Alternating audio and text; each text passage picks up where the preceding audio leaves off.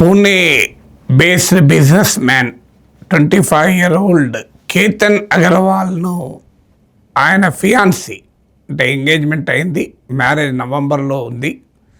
So ఫియాన్సీయే తన bye ఫ్రెండ్తో కలిసి హత్య చేయించింది అన్న ఆరోపణ ఇవాళ దేశవ్యాప్తంగా సంచలనం కలిగిస్తుంది. ఇలాంటి ఘటనలు మనం ఇటీవల చూస్తున్నాం కూడా. ఈవెన్ పెళ్ళయ్యాక కూడా ప్రియంతో కలిసి భర్తను చంపిన ఉదాహరణలు కూడా చూసాం. హనీమూన్లో కూడా జరిగిన దుర్మార్గం చూసాం. దీన్ని బట్టి హ్యూమన్ రిలేషన్స్లో భయంకరమైన మార్పు వచ్చింది అనే అనుకునే ప్రమాదం కూడా ఉంది. ఎందుకంటే ఉమెన్ అందరిపైన ఇది ఏదో అనుమానాలతో చూడాల్సిన అంశం కానే కాదు.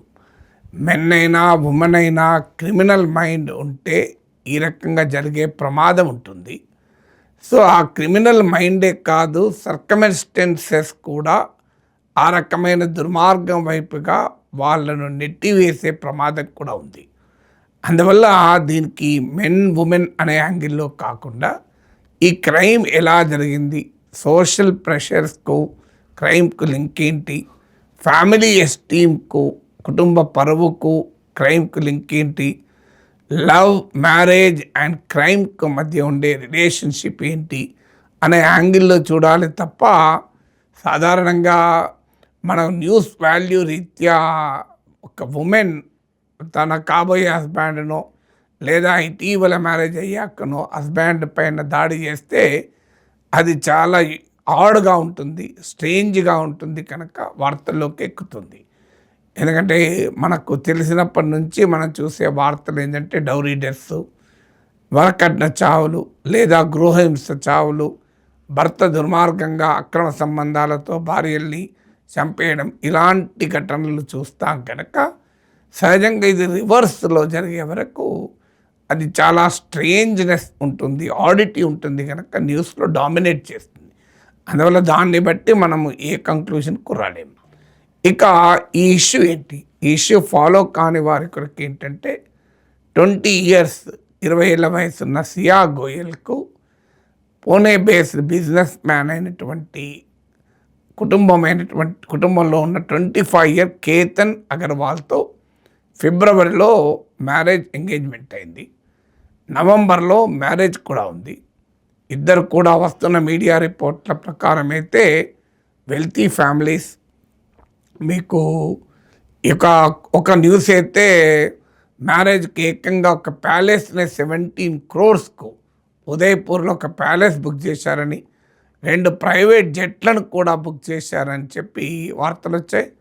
అయితే లేటెస్ట్గా తండ్రి సియా గోయల్ తండ్రి దాన్ని ఖండిస్తూ అది నిజం కాదు, మా total marriage budget 3 crores, so మేము కొన్ని హోటల్ రూమ్స్ బుక్ చేశాము ఉదయపూర్లో తప్ప ప్యాలెస్ కాదు అంటూ వివరణ. బట్ ఏదైనా both are seem to be wealthy families, అంటే సంపన్న కుటుంబాలే, ఎవరు ఎక్కువ ఎవరు తక్కువ చెప్పలేను, కానీ ఉన్న కుటుంబాలకు చెందిన వారే. ఈ సియా గోయల్ 20 years అమ్మాయి, ఈమెకు 22-year చేతన్ చౌదరితో ప్రేమ సంబంధం ఉంది అని, లవ్ రిలేషన్షిప్ ఉంది అని. సో ఈ రిలేషన్షిప్ ఉన్నా కూడా ఆమె కుటుంబ ఒత్తిడికి తల ఒగ్గి కేతన్ అగర్వాల్ను మ్యారేజ్ చేసుకోవటానికి అంగీకరించిందని.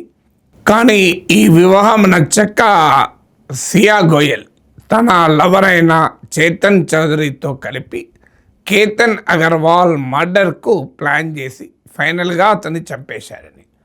పూణేలో ఒక ఫోర్ట్, లోనావాలాలో ఒక ఫోర్ట్ తీసుకెళ్ళి ఆ ఫోర్ట్లో ట్రెక్కింగ్ చేస్తున్న సమయంలో చాలా కీలకమైన పాయింట్లో, పెద్ద లోయ పక్కకెళ్ళి నది పోతున్న ప్రాంతంలో అతన్ని యాక్సిడెంటల్గా జారిపడినట్టుగా చిత్రీకరించే విధంగా ఆ లోయలోకి తోసేశారు అన్నది ఆరోపణ.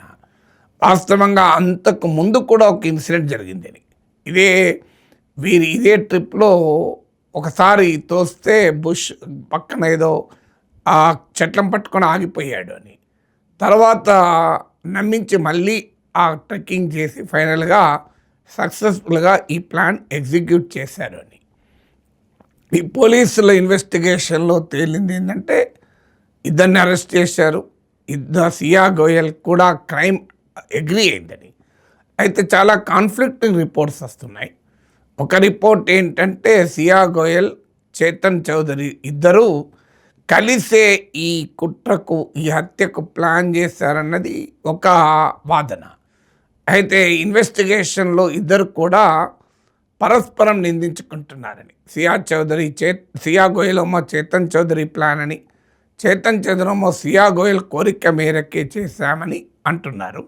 సో ఎవరు ఇందులో ప్రైమ్ అక్యూజ్లు, ఎవరు సహకరించే పాత్ర వహించారు కూడా ఇన్వెస్టిగేషన్లోనే తేలాలి. ఇంకో లేటెస్ట్గా వస్తున్న కథనం ఏంటంటే, కేతన్ అగర్వాల్ చిన్న విగ్, హెయిర్ ప్యాచ్ ఉపయోగించేవారని, అది సియా గోయల్కు నచ్చలేదని, అందువల్ల అతన్ని పెళ్లి చేసుకోదలుచుకోలేదని కూడా వార్త వచ్చింది. అయితే కేతన్ అగర్వాల్ తండ్రి వాదన ఏంటంటే, తాము ఈ కేతన్ అగర్వాల్ ఒక చిన్న హెయిర్ ప్యాచ్ వాడేది ముందుగానే చెప్పాము, సియా గోయల్ పేరెంట్స్కి తెలుసు, సియా గోయల్కి కూడా తెలుసు, అందువల్ల ఆ అంశం ఆధారంగా పెళ్ళి ఇష్టపడక ఇంత దుర్మార్గానికి పాల్పడుతుందా, కావాలనుకుంటే పెళ్ళి వద్దని చెప్పవచ్చు కదా. సో ఒక విగ్ పెట్టుకున్నందుకు నా కొడుకునే చంపేస్తారా అనేది ఆ కేతన్ అగర్వాల్ తండ్రి వాదన. సో అందువల్ల ఇందులో అనేక రకాల ట్విస్ట్ కనబడుతున్నాయి. అసలు ఏంటి అని ఓవరాల్గా స్థూలంగా కనబడుతున్నది ఏంటంటే, ఒక లవ్ రిలేషన్షిప్ ఉంది సియా గోయల్కు, చేతన్ చౌదరికి. ఇది ఎస్టాబ్లిష్డ్. ఎందుకంటే వీరి కాల్ డేట్ రికార్డ్ను చూస్తే జనవరి 1 నుంచి జూన్ 18 మధ్య కాలంలో, ఈ కొద్ది నెలల పీరియడ్లోనే 2004 కాల్స్ ఉన్నాయి వీరిద్దరి మధ్య. అంటే డైలీ కనీసం ఎన్ని కాల్స్ ఉన్నాయి మీరు ఆలోచించండి. 2004 కాల్స్ అంటే మీకు ఒక ఈ కొద్ది నెలల పీరియడ్ని, లెస్ దెన్ 6 month పీరియడ్లో మీకు 238 అవర్స్ వరకు మాట్లాడుకున్నారు. మొత్తం కాల్స్ డ్యూరేషన్ కలుపుకుంటే 238 hours between January 1 and June 18. ఇందులో ఫిబ్రవరిలో కేతన్ అగర్వాల్తో ఎంగేజ్మెంట్ అయిపోయింది. అంటే దీన్ని బట్టి అర్థమైంది, కేతన్ అగర్వాల్తో పెళ్లి డిసైడ్ అయ్యి ఎంగేజ్మెంట్ అయ్యాక కూడా సియా గోయల్ చేతన్ చౌదరితో కంటిన్యూస్గా కమ్యూనికేషన్ ఉంది. అంటే దీన్ని బట్టి ఖచ్చితంగా ఈ పెళ్ళి ఎంగేజ్మెంట్ కుదిరినా కూడా ఆమెకు పెళ్ళి ఇష్టం లేదు, ఆ పెళ్ళి ఎలాగైనా బ్రేక్ చేసుకోవటానికి చేతన్ చౌదరితో కలిసి అన్ని రకాల ప్లాన్లు వేసింది అన్నది ఎస్టాబ్లిష్ అవుతుంది. ఇక ఈ కేతన్ అగర్వాల్ లోయలో పడిపోయి చనిపోయిన తర్వాత కూడా సియా గోయల్, చేతన్ చౌదరిల మధ్య కమ్యూనికేషన్ ఉన్నట్టుగా కూడా పోలీస్ ఇన్వెస్టిగేషన్లో బయటపడింది. అంటే నిజంగానే సియా గోయల్, చేతన్ చౌదరిల తర్వాత కూడా మాట్లాడుకున్నారు అంటే ఇద్దరు కలిసే ఈ కుట్ర పన్నారన్న వాదనకు బలం కూడా చేకూరుతుంది. సో అందువల్ల ఇక దీంట్లో ఎవరు ప్లాన్ చేశారు? ఇంతకుముందు చెప్పినట్లు సియా గోయల్ను తను అంటే తాను తీసుకొచ్చుకొని పెళ్లి చేసుకుందామని ప్రతిపాదన పెట్టాను, కానీ సియా అందుకు ధైర్యం చేయలేదు, అందుకే ఆమె ఈ ప్లాన్ చేసింది అనేది చేతన్ చౌదరి ఆరోపణ. సియా గోయల్ వైపు నుంచి వస్తున్న వాదన ఏంటంటే, చేతన్ చౌదరి బ్లాక్మెయిల్ చేసి ఉంటాడు సియా గోయల్ను. అంటే లవ్ రిలేషన్షిప్ను ఉన్నమాట నిజం, మ్యారేజ్ డిసైడ్ అయ్యే వరకు సహించలేక నీ విషయం మన సంబంధం విషయం బయట పెడతానని బ్లాక్మెయిల్ చేసి ఇక్కడి దాకా తీసుకొచ్చారు అన్నది సియా గోయల్ తరఫున కొందరి వాదన. అంటే ఈ క్రైమ్లో సియా గోయల్ తప్పు కాదు, చేతన్ చౌదరి ట్రాప్ వేశాడు, రిలేషన్షిప్ బయట పెడితే నీకు పెళ్ళాగిపోతుంది, నీ ఇష్టం అని బ్లాక్మెయిల్ చేశారన్నది కూడా అంటున్నారు. బట్ ఇది ఏది మనం ఇంకా పోలీస్ కంప్లీట్ ఇన్వెస్టిగేషన్ కాలేదు, కోర్టులో ట్రయల్ కూడా కాలేదు. అందువల్ల ఏది నిజమో ఏది అబద్ధమో నాకు తెలియదు, మీకు తెలియదు. కేవలం జరిగిన ఈవెంట్స్ మాత్రమే మీ ముందు పెడుతున్నాను. సో అందువల్ల దీంట్లో ఉన్న పాసిబుల్ కోణాలు ఏంటి అంటే, ఒకటి మాత్రం నిజం, సియా గోయల్ ఈ పెళ్ళికి పూర్తిగా అంగీకరించి ఉండదు. ఎందుకంటే ఎంగేజ్మెంట్ తర్వాత కూడా 238 అవర్స్ మాట్లాడిందంటే ఆ లవ్ రిలేషన్షిప్కి ఆమె ప్రియారిటీ ఇచ్చింది తప్ప ఎంగేజ్మెంట్ అయినా కూడా మ్యారేజ్కు ప్రియారిటీ ఇవ్వలేదు అని క్లియర్గా అర్థమవుతుంది. అయితే ఈ సియా గోయల్ తల్లి వాదన ఏంటంటే వాస్తవంగా ఆ ఫోర్ట్కు ఆ కోట ట్రెక్కింగ్ జరిగే సమయంలో హత్య జరిగింది కనుక, కానీ నా కూతురికి ఇష్టం లేకుండే వెళ్ళటానికి సో కేతన్ అగర్వాల్తోనూ వాళ్ళ మదర్తోనూ మాట్లాడితే వాళ్ళ ఫోర్స్ మీదకే వెళ్ళింది. తెల్లారి ఫంక్షన్ ఉంది, నాకు రెస్ట్ కావాలన్నా వాళ్ళు వినలేదు, వాళ్ళ ఇంట్రెస్ట్ పైన వెళ్ళింది అనేది తల్లి వాదన. అందువల్ల సియా ముందుగానే ప్లాన్ చేసుకుంటే ట్రెక్కింగ్కు రానని ఎందుకు చెప్తుంది అనేది వాదన. బట్ అందువల్ల ఈ క్రైమ్లో ఎవరు ప్రధాన ముద్దాయి, ఇద్దరు కలిసే కుట్ర పన్నారా, ఇందులో ఒకరు ప్రధానంగా కుట్ర పన్నితే ఇంకొకరు సహకరించారా, లేదా ఇందులో ఏదైనా బ్లాక్మెయిల్ యాంగిల్ ఉందా, ఇవన్నీ కూడా ఇన్వెస్టిగేషన్లో తేలాలి. కానీ ఇప్పటి వరకు అర్థమవుతున్నది అయితే there is a love and marriage రెండు కాంట్రడిక్ట్ అయ్యాయి. చాలా కుటుంబాల్లో జరిగేది అది.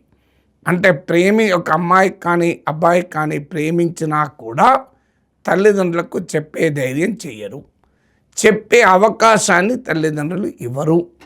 ఇతర కుటుంబ సభ్యులతో సన్నిహిత సంబంధాలుండి తమ ఎమోషన్స్ను షేర్ చేసుకునే పరిస్థితి ఉందో లేదో తెలియదు. ఉన్నా కూడా వారు ఈ సమస్యను పరిష్కరించడానికి సహకరించకపోగా ఏదో ఒప్పించి మీ అమ్మా నాన్న వినరు, కుటుంబ ప్రతిష్ట ఇమిడి ఉంది, నువ్వు అడ్జస్ట్ కా అని సలహా ఇచ్చే అవకాశం మాత్రం ఉంటుంది. అందువల్ల clear conflict between love and marriage. అంటే తల్లిదండ్రులు ఒక మంచి సంబంధాన్ని చూసి పెళ్లి చేయాలని కోరుకుంటారు. ఆ అమ్మాయి ఎవరినో ప్రేమిస్తుంది. ఇది మనము చాలా కుటుంబాల్లో చూసే సమస్య ఇది. అందువల్ల ప్రేమించాను అని చెప్పే ధైర్యము ఆ అమ్మాయి చేయలేక, మరో రకంగా తన అభిప్రాయాన్ని తెలియజేయలేక, కుటుంబ ఫ్యామిలీ ప్రెషరు సోషల్ ప్రెషర్కు లోబడి తనకి ఇష్టం లేకపోయినా ఒక మ్యారేజ్కు అంగీకరించే అమ్మాయి ఆ తర్వాత జరిగే ఒక తీవ్ర పర్యవసనాలలో భాగమైపోతుంది అనేది ఇందులో క్లియర్గా అర్థమవుతుంది. దట్ డజంట్ మీన్ ఈ క్రైమ్ జస్టిఫై ఎవరము చేయలేం. కారణాలు ఏదైనా ఇంత దుర్మార్గమైన నేరాన్ని ఎట్టి పరిస్థితుల్లో అంగీకరించలేం. దాంట్లో ఎవరికి భిన్నాభిప్రాయం ఉండాల్సిన అవసరం లేదు.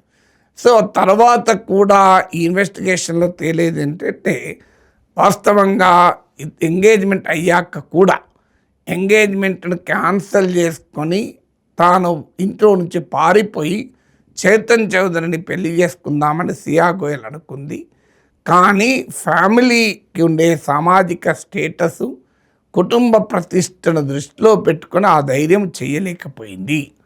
ఇటు కేతన్ అగర్వాల్తో పెళ్ళి కాకుండా ఉండాలి, తర్వాత చేతన్ చౌదరిని పెళ్లి చేసుకోవాలి, కుటుంబానికి ఉండే సోషల్ ప్రెస్టేజ్ దెబ్బతినకూడదు. అంటే యాక్సిడెంట్లో కేతన్ అగర్వాల్ చనిపోయినట్లు సృష్టిస్తే ఇక తమ పెళ్ళికి అడ్డం ఉండదు అన్నది దీని వెనకాలన్న కుట్ర కోణంగా పోలీసులు అనుమానిస్తున్నారు.